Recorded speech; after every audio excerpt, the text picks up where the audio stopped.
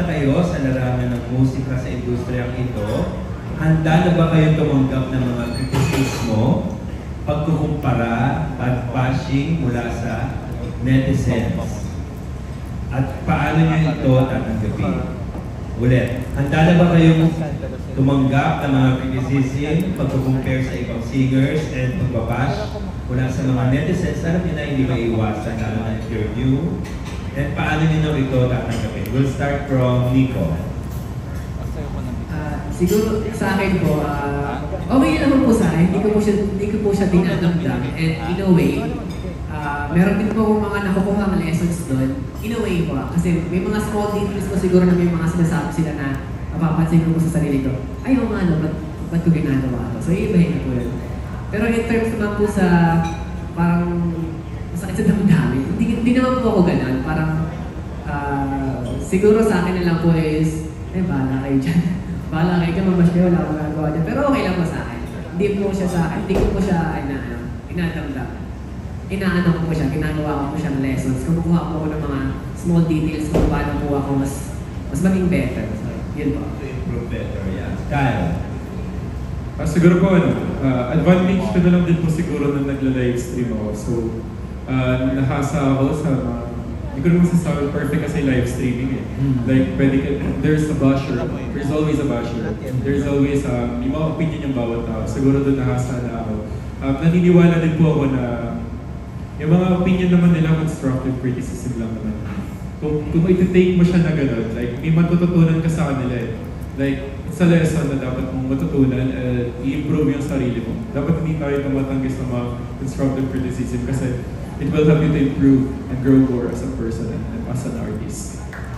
Yeah, laban lang. Yeah, Brents. Ayun, sa akin naman po, bago pa po ako mag-start, in-expect ko na po talaga yung mga bashing or may masasabi yung mga tao po sa akin. Pero inisip ko na lang din po na siguro kahit naman po may gawin ako or wala akong gawin, meron pong masasabi ang mga tao. Kaya lagi ko pong nire-remind sarili ko na hindi ko po kailangan baguhin yung sarili ko para po magustuhan ako ng ibang tao po. Kumbaga, mas maganda po na mas magustuhan ka po nila kung sino ka talaga at kung yun, mas okay kung unique ka. Kasi ikaw talaga yun, yung identity mo as an artist. Mas okay po sa akin yung ganun kasi ang sa akin lang din naman po is hindi ko din po masyado pinapansin yun. Depende din po sa pangbabash po nila. Alam ko naman if ano yung totoo at hindi.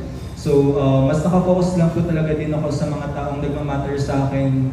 Siyempre, yung family ko, yung friends ko, at yung mga taong naniniwala sa akin. Mas mahalaga sila sa mga bashers po. Yan. Thank you, boys. And now, our next set of questions ay hindi lang siya writer, hindi lang siya vlogger, kung hindi composer din siya ng songs. Wow! Special! Award-winning composer and musician din siya. Let's welcome Mr. Jojo Panaligan. Hello. Okay, a few years from now, babalikan ko itong phase na to sa karera niyo. And by then, anong may isip nyo na pinaka-mahirap na pinagdadaanan ng bagong artist? We can start with Nico. Siguro po yung lahat naman po siguro ng bagong artist na experience po yung hirap, yung mga sleepless nights, mga doubts po sa sarili, mga doubts po sa career. Siguro, yun po sa akin, yun po yung pinaka-challenge ko ngayon is yung magdadalawang isip po sa career or sa mga ganong bagay po. So, siguro po, sa ngayon po, ang ginagawa ko po kasi ngayon is focus po talaga ako ngayon sa goal ko. Iniiwasan ko na po mag-isip ng mga what-ifs. So, ayun po. Mas mas binibigyan pansin ko lang po ngayon yung mga goals ko. Yun yung mga gusto kong mga pangalis po. Sorry. Kyle? Hirapan ako dun sa tanong. But na-realize ko na sa pinakamahirap bilang baguhan guys, yung marinig ka ng mga tao, ng maraming tao ng audience. Ano po kasi parang kulang yung platform ng music dito sa atin sa Pilipinas. So, di masyado masupport ng yung mga new artists. So, kailangan, dami ko magpagulo. Mahirap ma-appreciate yung song. So, pili ko yun yung struggle, yung paano mo ipaparinig sa maraming Pilipino yung kanta mo. na konti lang yung platforms na meron ka, pwede gamitin to promote. Friends? Yung sa akin naman po, siguro isa sa pinakamahirap as bago pong artist is yung may mga times po na halimbawa po magko-compose kami ng kanta and then ma-feel po namin na parang wala na po yung passion sa mga sarili namin, halimbawa sa pagkanta po or sa pagsusulat. Isa po siya sa pinakamahirap sa akin kasi ang hirap po pag yung passion mo is nawala sa ginagawa mo. Kaya ngayon po is lagi nga pong niraramdaman sa sarili ko na kailangan ko pong i-balance lahat ng ginagawa ko. Hindi po kailangan sobra. At syempre, make sure ko na hindi din po kulang yung binibigay ko para sa dream ko pa as a singer. Kasi syempre, lalo na pag nagsisimula ka, madami kang magiging problem, lalo na financially, and then other commitments mo sa ikaw as a tao. Syempre hindi ka lang naman as an artist, madami ka din commitments. Isa akong kuya, anak, and then kaibigan, and then isa din ako hindi lang din ako artist, nag-work pa din ako. So kailangan ko talaga i-balance siya, and then recently I'm an athlete din po kasi, so thankfully natapos na po yung league namin, so mababawas ko po siya sa commitments ko. So ngayon po mas makapag-focus po ako sa aking career dito sa music po para mas promote ko pa po, or yung promotion po nung kanta ko is makapag-focus po talaga ako. Ayun. Thanks. My next question goes to Kyle. Hindi ko lang kung tama yung pagkakatanda ko na nung launch ng Five Fingers, one of you sang a difficult Bruno Mars number. May kumantok yan. Si Nico, no? And then another sang Siargao by Cup of Joe, I think. Akin po, Sagada po. Sagada yun, Sagada. So, pero ang tanong ko kay Kyle, paano mo dinidevelop ang sariling vocal style mo when it's just so easy to copy the musical influence and be good at it? Kyle. Sorry. Siguro, delivery, yung message ng song talaga eh. Yun kasi pinang-feeling ko, kailangan natin yung tumagos yung gusto natin iparating sa bawat isa. So feeling ko yun yung gusto ko maging advantage ko, feeling ko yun yung naging advantage ko right now na mas more storytelling yung ginagawa ko. So and in the same time siguro nag-add ng another flavor kasi nagpop-up din ako para at least both sa storytelling, bibigay kasi ulit sa program. Kay Nico naman, Nico, ikaw yung saka yung nakalagay sa release, the bid sa Philippine Idol was unsuccessful. Yeah. Paano ka naka-recover from that? Siguro sa akin, Nawasak ka ba nun? Paano ka naka-recover? Hindi naman po. Sa akin po, hindi ko po siya tatawagin unsuccessful. Sa akin po, isa po siya big victory kasi naka-experience ko ko ng ganung bagay, and naging thankful din po ako kahit paano kasi naging malaking lessons po siya para sa akin. Kasi feeling ko po if hindi po ako nakakaka-idol ngayon, wala rin po ako dito ngayon. Kasi mas after po nung Idol Philippines ko, doon lang po mas lumakas yung loob ko mag-perform. Mas challenge ko po yung sarili ko na mas magaling. Mas challenge ko po yung sarili ko na mag-expand yung techniques ko po. Ayun po, mas naging lang po talaga ako doon. Mas naging motivated na kailangan ko mas naging better ako. Para po in the near future, ma-appreciate na po nila ng mga hindi po nagustuhan. So yun. Saka madami naman talagang patunay na hindi mo kailangang maging grand or maging champion sa isang contest para magkakadela. Yes po, yes. So Fronyo, Maricel, Christian, and the list goes on. Right? So hanging there. Okay, finally kay Brents. Sa technology ngayon, kahit hindi maganda yung boses, pwede i-AI na no? Pwede nang timplahin in a way na kahit ikaw mismo magugulat ka na ganda pala ng boses mo, no? Are you okay with that? Na i-enhance yung boses mo if a producer tells you?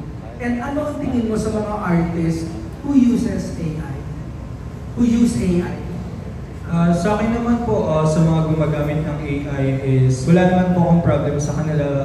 Siguro, advice lang sa mga gumagamit ng AI, make sure lang po na ginagamit po natin to sa maayos or sa magandang purpose po. Huwag po natin gamitin yung AI para po mang-fake or mang-loko or mang-scam ng ibang tao po. And then siguro about sa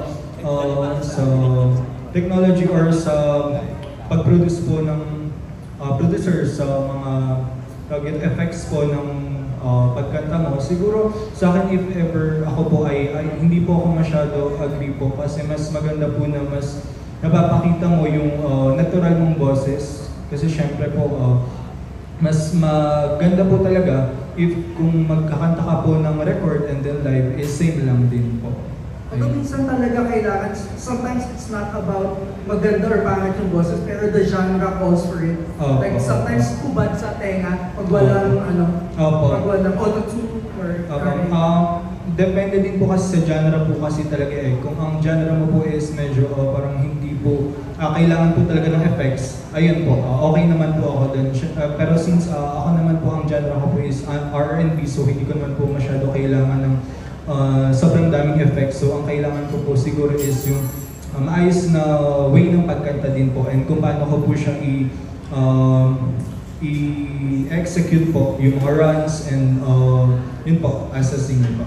Thank you. Simpleng-simple lang kayo nakaupo dyan pero napanood ko na kayo nagaling nyo na action. Thank you, bro. Nagugulan sila mga. Thank you. Ayan, later na mapapanood natin ang kanilang first single performances. We're down to the last 2 sets of questions para mapanood na namin kayo. The second to the last set of questions will come from Jonel Estoliore of Cinema Bravo. Ay, congratulations. Question ko isa kay Nico, kay Kyle, tapos kay Brens. Ano yung natapos nyo and meron ba kayong ibang ginagawa na sinasabay nyo sa paggawa ng music? Siguro yung pag-work na lang din po. Siyempre po, kailangan din po ng income, so kailangan din po mag-work. And aside po from work, may mga certain hobbies po na ginagawa, tulad po ng physical activity, fitness, mga basketball, skateboard, or exercise. Tapos, nagluluto din po kami, magluto. Since kasi nagtapos po ako ng HRM, so medyo may alam po ako sa mga food. So, yun po mas ayoko masayang yung pinag-aralan ko sa school. So, gusto ko po ma-develop din po yun aside po sa music. So, yun. Bukod po sa music, well, technically nagla-live stream po ako halos everyday. Nung nakaraan wala akong sakit. Matagasakit ako na medyo natigil siya. But yeah, I do live streaming as well. And compose pag meet time.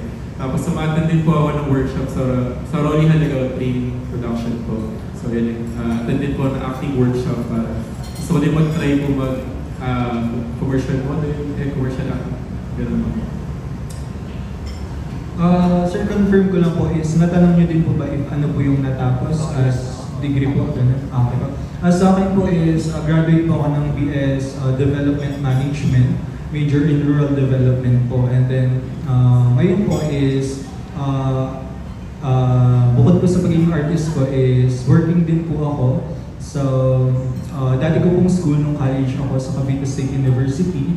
So, doon po ako ngayon nag-work and then, sabi ko din po kanina, update din po ako. So, hinahati ko po yung time ko sa isang buong week. Sa umaga po, working ako, sa gabi po, nagtitraining ako para sa team po namin as an athlete. And then, weekends po, ayun, doon po ako nakaka-focus as an artist.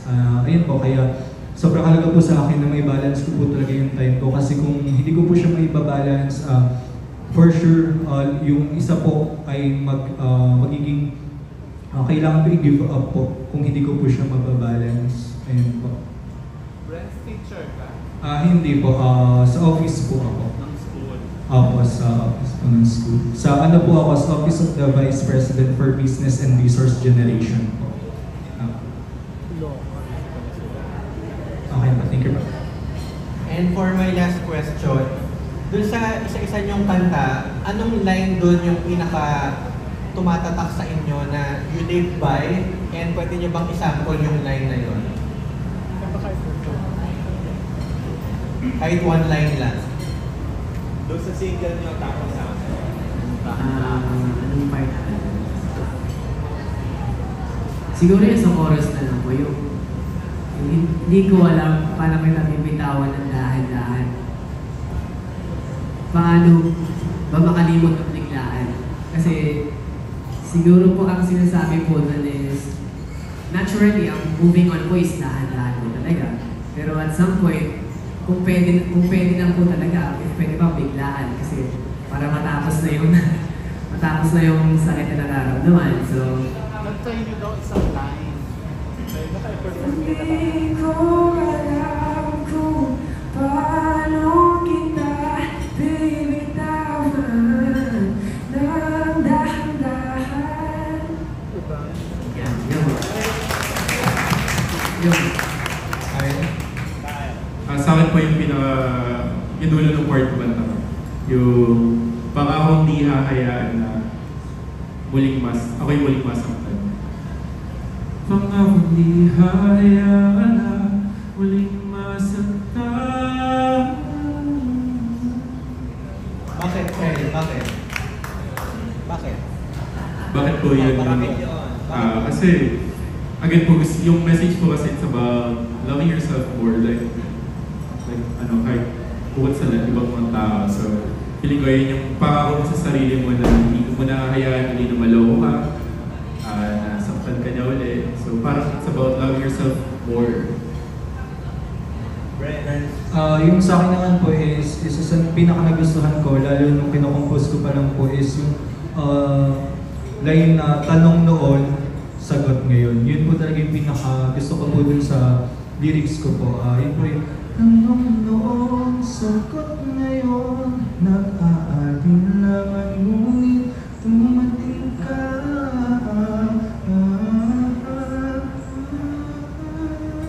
Ayun po, dun po sa line na yun is, ayun, thank you po. Dun po sa line na yun, yung tanong noon, syempre po nung mga time na pag hindi ka pa po ready, ma-in love or pumasok sa isang relationship, syempre, sasabihin mo sa sarili mo na hindi ka pa ready. Kaya andun yung parang tanong ka. And then, malalaman mo pala talaga na pag ready ka na is, ayun, masabi mo na ito pala yung sagot dun sa katanungan mo dati. Malalaman mo naman pala talaga na ready ka. Kaya mo lang nasabi na hindi ka ready ka, na kaya ka pala ang dami mong tanong dati kasi hindi ka palang ready. Pero nung nalaman mo sa sarili mo na ready ka na, dun pumasok lahat yung sagot sa mga katanungan mo. Ayun po yung meaning po nung sa line na yun.